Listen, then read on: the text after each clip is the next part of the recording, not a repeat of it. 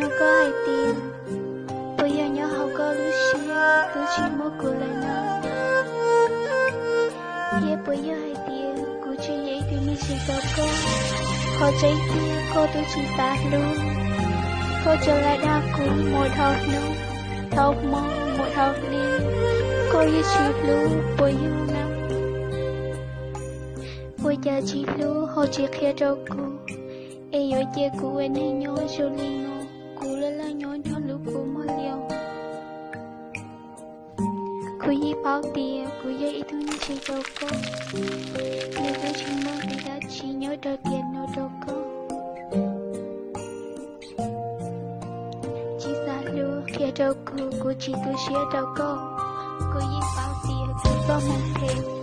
Nhớ hai tiền mấy nữa. Cô mua lại chê, cô ý xíu.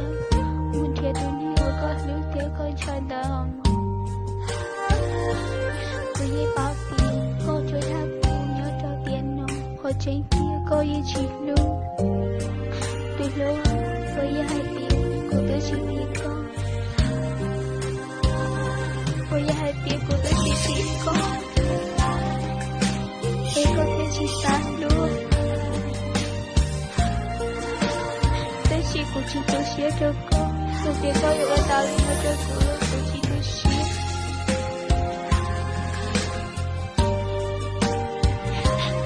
Tôi yêu mua lại mà nhớ con nữa. Tao có câu mà muốn thiệt tôi nên có luôn. Cô mình thiệt mới ức tư.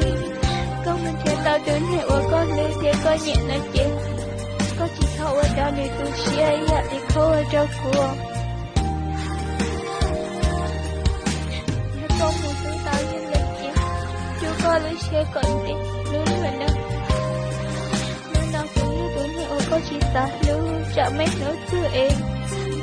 Nếu họ chỉ ta lưu cô thì cô chỉ ta lưu cô. Đi nào cô không muốn thể gì.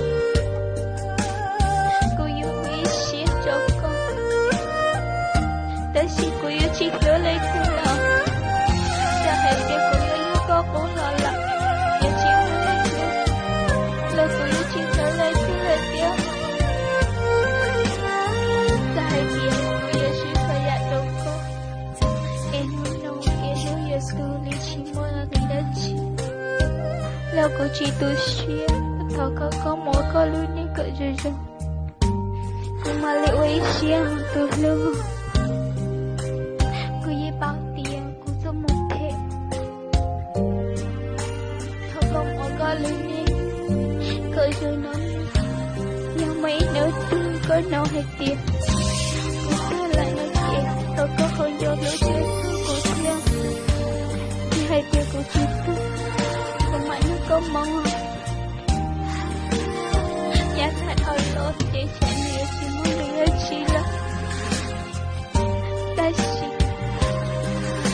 Cô yêu ở chàng vô cô muốn tốt nước kia. Cô yêu chỉ vô cô lại. Ê cô yêu ở chàng vô cô. Nếu thương nó thì ở xin gia đình nó chết. Nhớ cho hai chết. Một lúc cô. Em sẽ cô yêu nhớ cho cô. Một tóc ta cứ tiện lên nó.